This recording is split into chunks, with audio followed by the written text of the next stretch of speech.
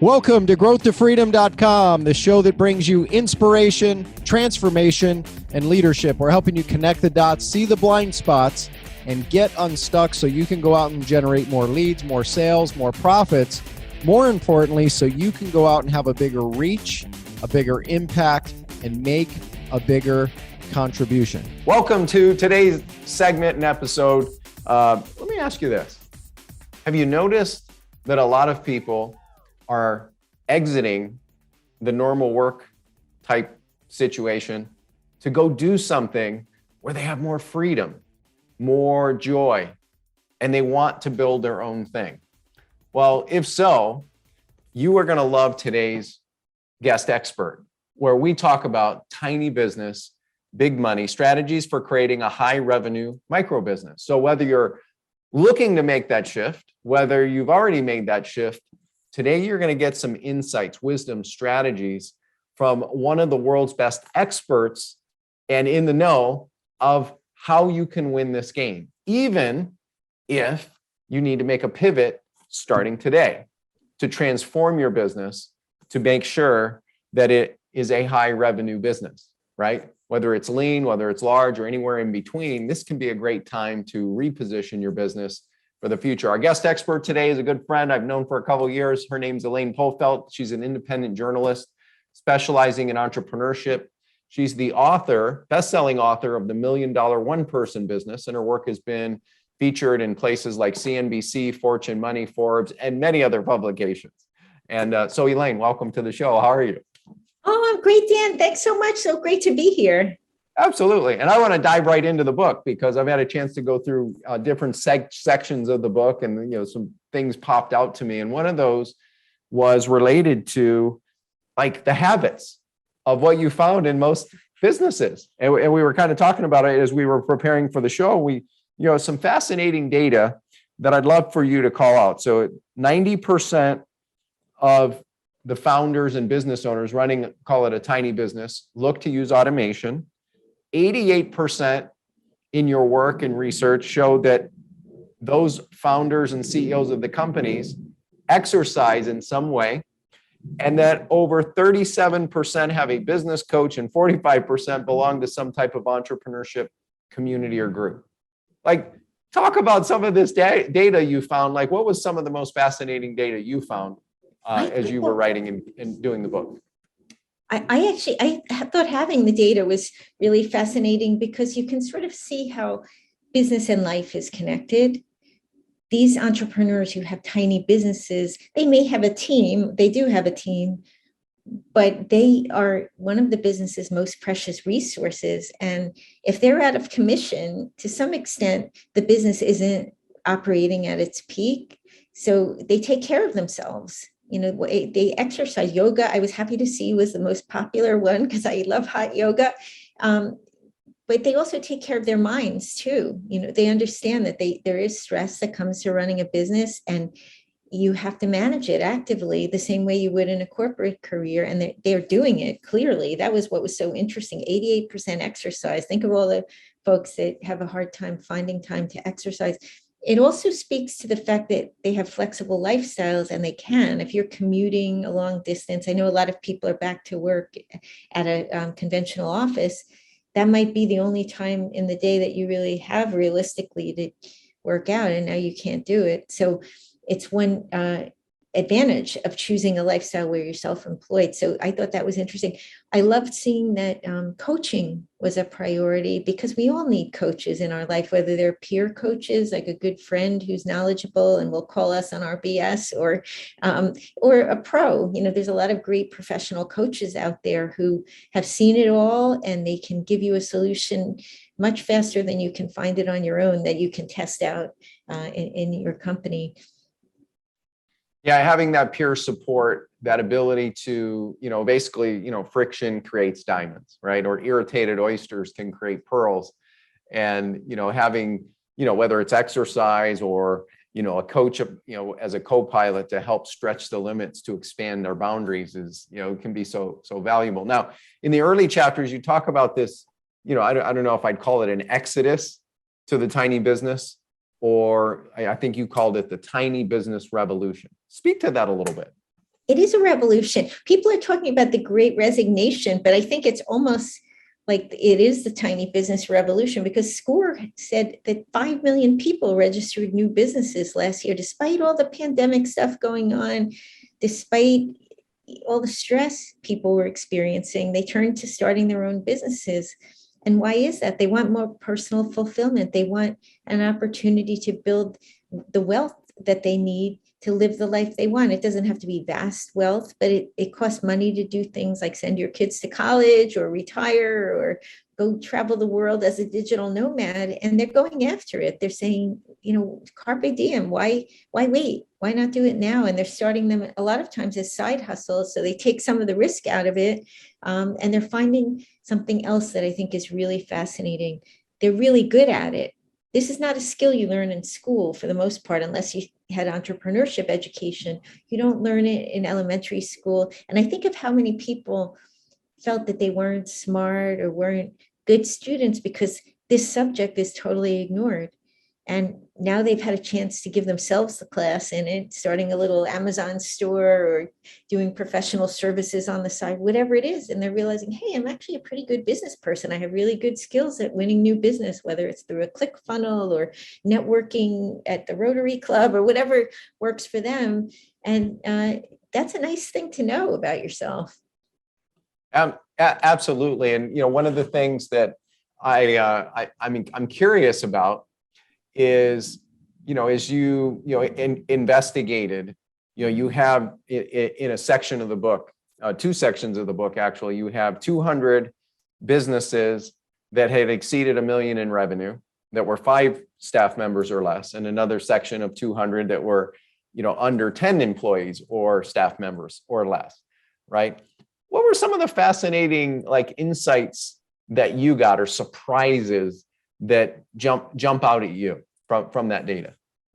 Well, one thing I noticed was a lot of these businesses, that especially the ones under 5 employees, are in industries that would seem to require a giant staff, and technology has made them accessible to all people really who have a will to go after them. Manufacturing is one. So if you're an inventor, it used to be, you need a lot of money to get your own factory to manufacture the board game you invented or whatever. You don't need the factory now. You just go on Alibaba or Maker's Row or one of the other intermediary sites, and you find a manufacturer who's willing to do a small run.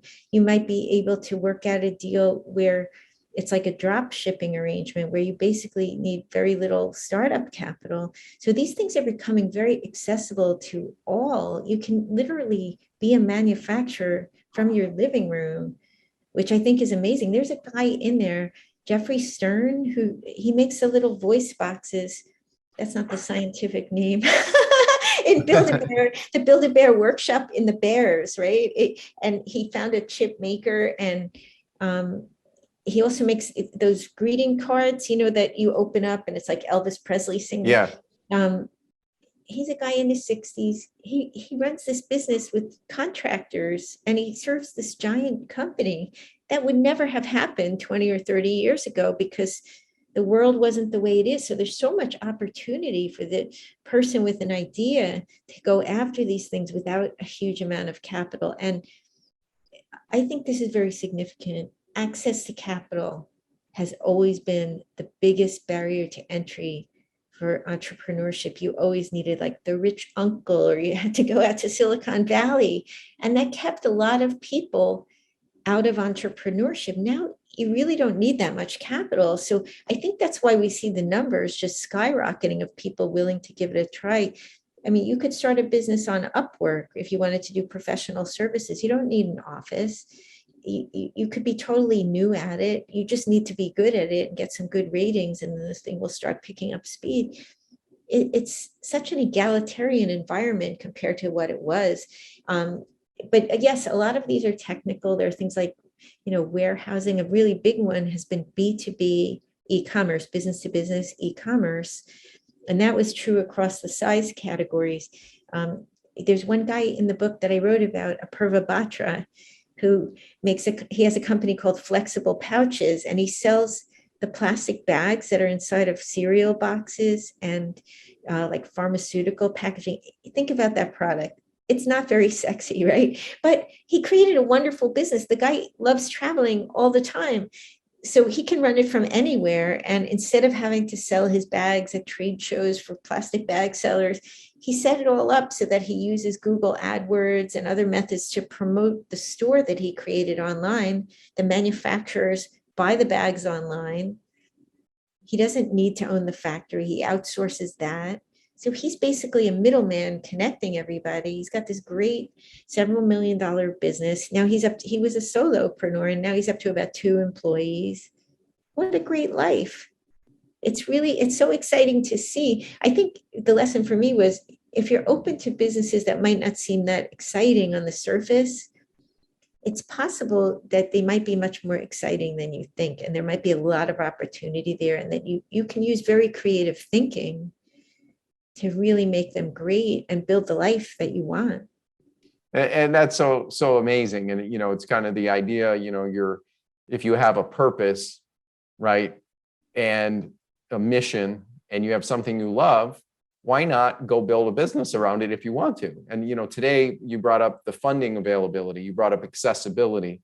We live in a time where it's the greatest time in human history. It's, a great equalizer, because, a lot of things have been, not to use a fancy pants word, but democratized to allow the middle class person, the small, startup to really go out and compete with the big guys if they just take the time to learn how to do it. I know we'll get into some strategies and tactics here in a minute that you had found consistencies in with, many of the people that you researched and interviewed and so on, Elaine. So usually when someone writes a book like this, that's like a how-to manual, not only for someone getting started, but for someone who wants to reposition their business and also pick up some new insights, new strategies to help their business grow even more by doing more with less, which is what this book really will do for someone.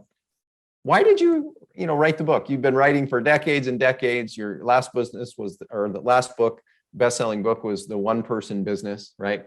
Talk about why you decided to write this. Well, when I wrote the $1 Million One-Person Business, I found that people wanted information about building teams too, because what happens is when it's a one-person business, you and I were talking about the use of contractors, right? You start building a group of contractors, and maybe you use them a bit randomly, like you need the social media person to help you for a while, but then you stop using them and you're using the web person. What happens over time is you need them on a more consistent basis. And now you're running a team, even though you didn't plan to be. Yes. And it can rob you of some joy if you don't know how to do it. And I think most people who gravitate towards these micro businesses don't want the hassle of having to be the boss. Nobody wants to be a boss. It has a negative connotation, yet you still have to tell people what good looks like in the company. There has to be a somewhat standardized way to do things so that there's a consistency of the customer experience. So that was my main driver when I set out to write it. And I started asking them about that. How are you doing this? How do you have meetings? And then I had people like Brian Dean at Backlinko, which he just sold to a publicly traded company, SEM Rush. He's like, I hate meetings. I never have them. And he runs the whole business on Notion, a tech platform, because that's best for him. He's an introvert. He doesn't like having meetings.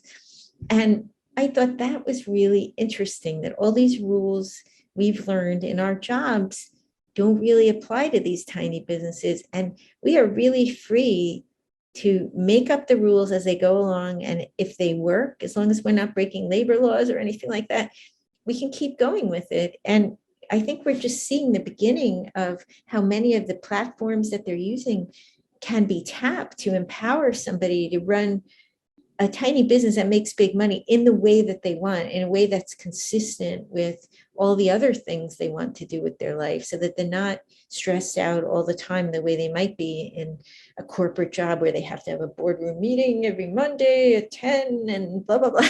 So that was my driver.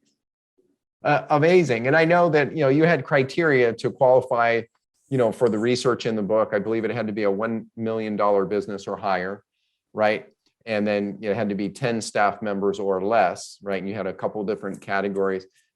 Speaking of like strategies or tactics, right? Like if someone's new right now, or someone is, basically they're at a point where I want to lean my business out or create a new division of my bit. What were some of the, if you had to pick like 1 to 3 strategies that you found consistency in, Elaine, that are working right now, that someone could apply, what would those be?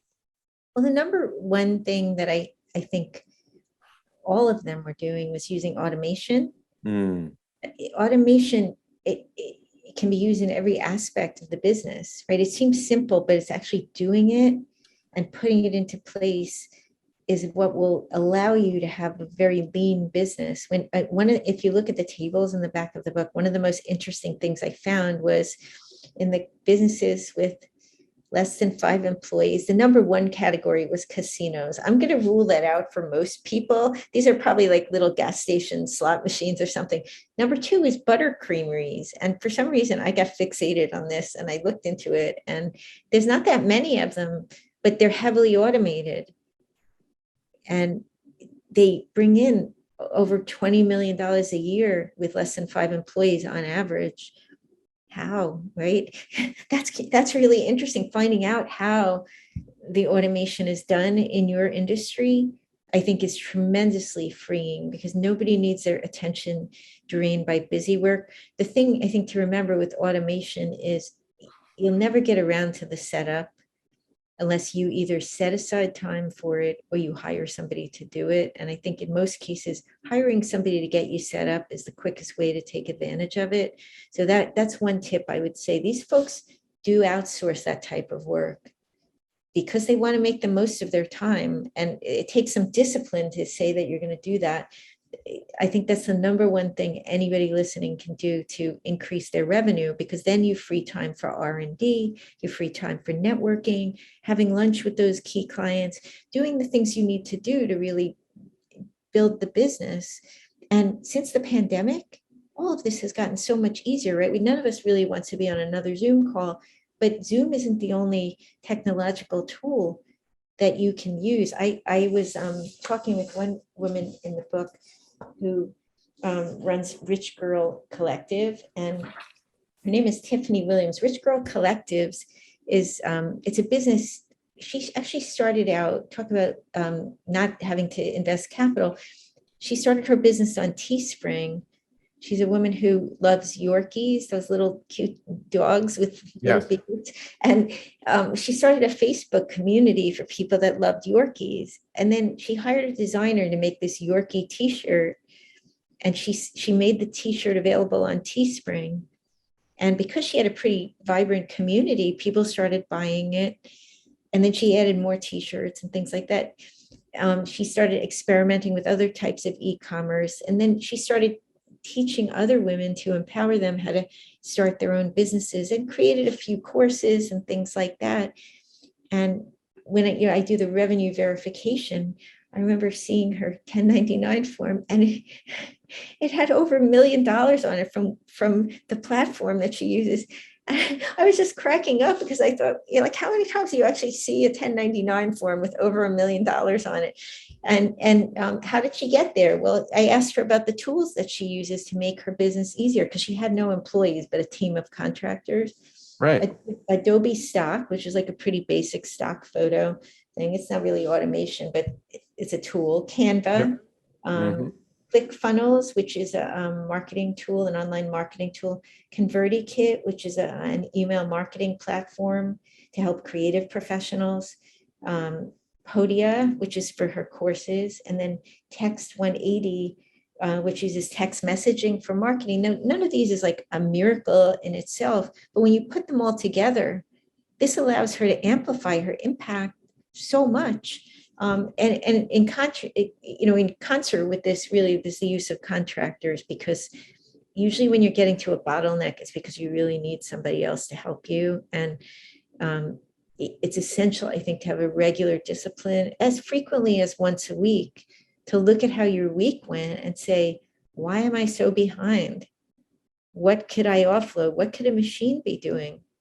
What could a contractor be doing? And maybe what can an employee be doing? Some of them have employees because they so consistently need somebody and they need to have so much direction over what they do that makes sense too.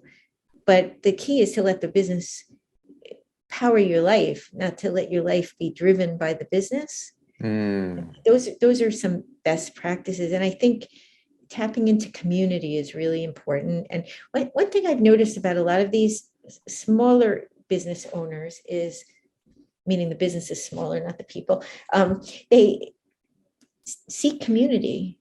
They really are members of different communities. Some of them might be introverts and they seek community online. Other ones love in-person events and things like that. They find what works for them, but they are not operating in isolation, because you don't get good ideas in total isolation. We need it just on a biological level to feed off of other human beings and bounce ideas back and forth, and just community and connection. And they honor that and they make time for it. I was surprised by how many of them know each other. Like, just like in my last book, they all seem to know each other independent of me. They meet. That's a sign. I think that's really important, that they prioritize that and aren't just like hunkered down over their laptop typing away, like, I can't break for a minute to talk to anybody. They're all social in their own way, but they don't force themselves to be extroverts either. If they're not extroverts, they just lean into being introverts, and they have their ClickFunnels and whatever, other ways that they connect with customers and suppliers and other people. And as you're watching or listening right now, like, what do you need to offload? What do you need to get off your plate? What could you get off your plate by automating it? What could you get off your plate by having a machine essentially do it, or tech do it? Or what could you get off your plate by getting a contractor?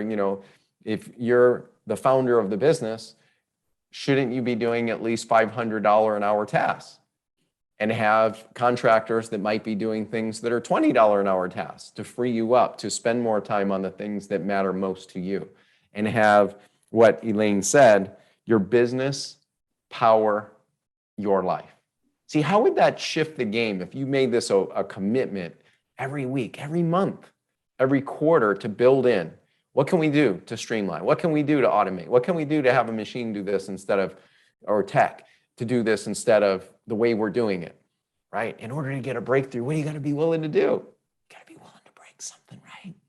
Be willing to break old habits, old patterns, old rituals, old things that don't serve you. Today is one of the greatest time in human history for you to transform your business and have a tiny business and have the ability to make big money and have a high revenue producing business, even if it's lean, right? Doesn't matter where you've been. It doesn't matter where you are. It matters where you want to go.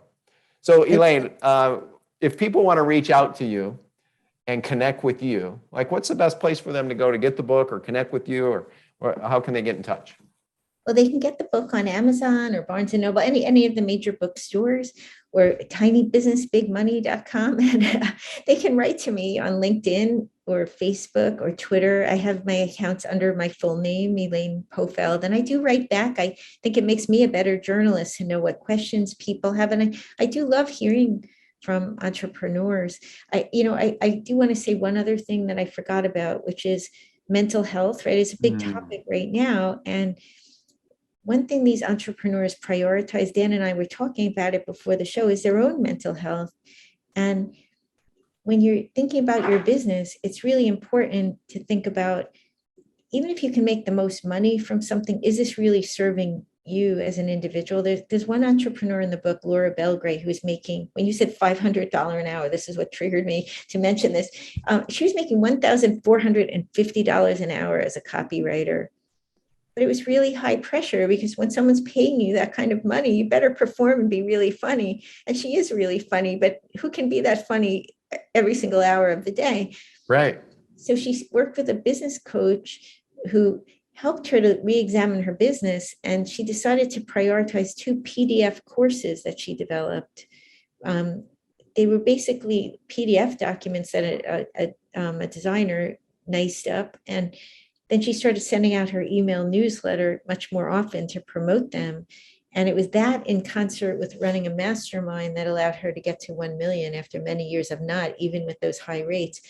And it was really driven by her own mental health. She felt anxious before the work sessions because of the need to perform all the time. And I thought, well, that is really courageous. Who can turn away work at that rate, But she did.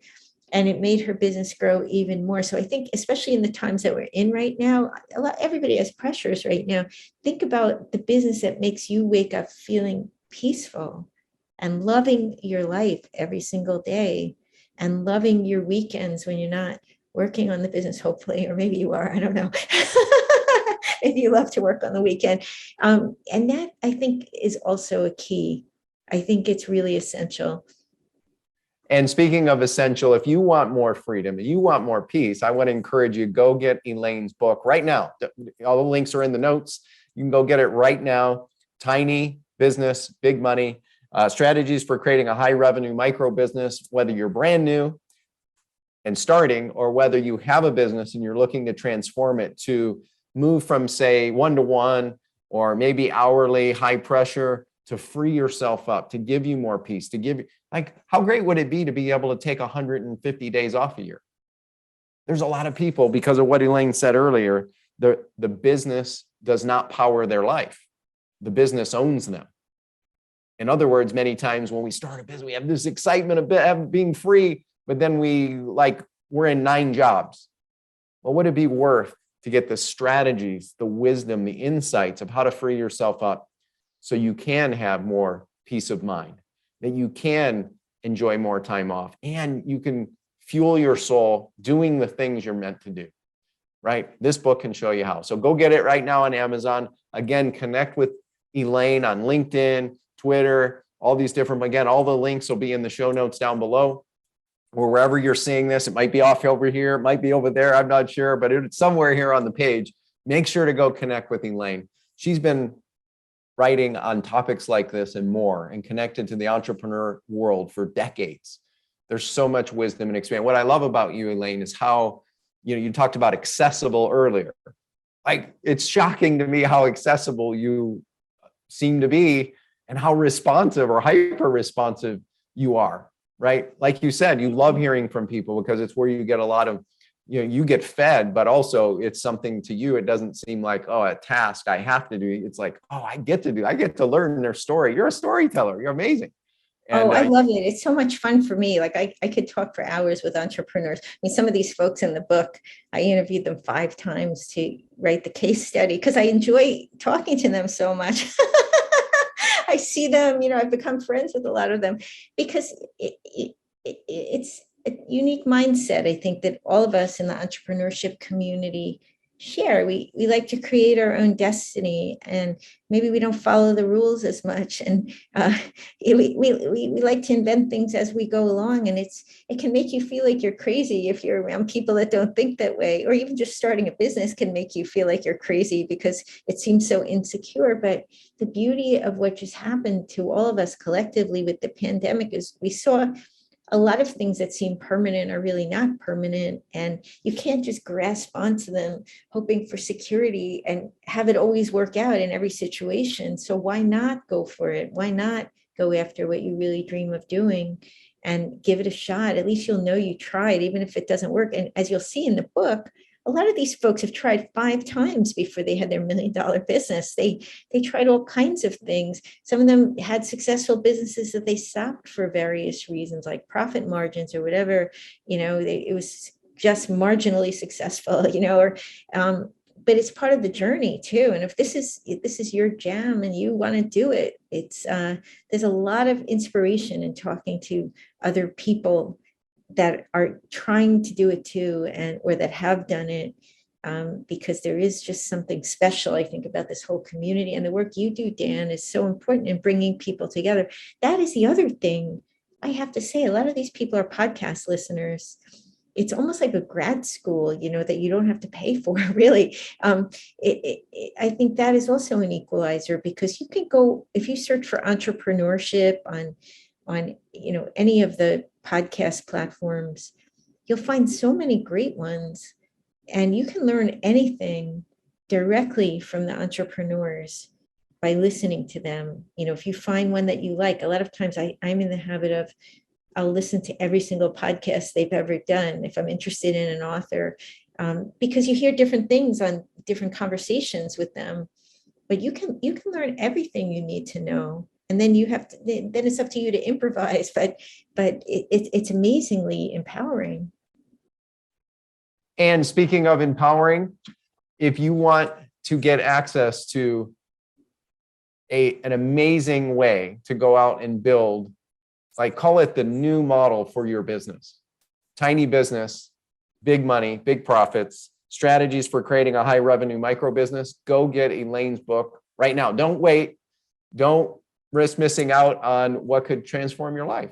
And also, what I love about what you have in the book here, Elaine, is the simplicity, right? You know, there's a great quote from Oliver Wendell Holmes: I wouldn't give a fig to be on the other side of complexity, but I'd give my life to be on this side of simplicity. Well, how about if on top of simplicity, we also add a pathway to freedom, a pathway to more joy, a pathway where your business can power your life. She's Elaine Pofeldt. Thanks for making us part of your day. Seize the day. Make it a great week. We'll see you next time on growththefreedom.com. Thanks, Elaine. Thank you, Dan. Thanks for listening to this episode of growththefreedom.com. Are you struggling to get a steady flow of new clients every day? Or maybe hit a plateau or hit a wall in growing your business? Well, let's help you solve this problem today. Let's review your business and have a conversation. You can do that for free today at breakthroughstrategycall.com. That's breakthroughstrategycall.com. In addition, if you're looking for a simple way to implement some of what we've been talking about in today's episode, then I want to encourage you to get our free small business toolkit. You can get that at activate.breakthrough3x.com. That's activate.breakthrough3x.com. If you'd like access to the special resources and all the show notes for this special episode, make sure to visit growththefreedom.com.